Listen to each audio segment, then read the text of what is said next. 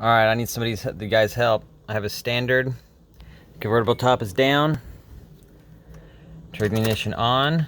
Put my foot on the brake. Turn the switch to open. The windows go down. The camshell goes up. The seat does not move forward. No, and the top stops. I cannot get the seat to move. The switches do not work. They were working yesterday. I took this switch from this seat earlier today. I swapped them and they behave the same way. This seat still works. This switch was here earlier and it doesn't work either. The switches on the back don't work. Cancel don't work.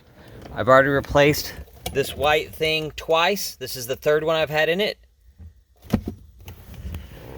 Don't know what the deal is. I've hot wired these switches to these motors and they work when I disconnect that white box, but when I reconnect the white box, they stop working. Stopping me from putting my top up, obviously, so I have to park inside.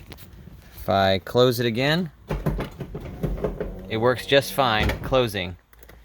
So I'm trying to determine, is it this something in this seat, whether one of these switches is short-circuiting, if it's a sensor, if all three of these guys are bad, or if it's the control module underneath the clamshell.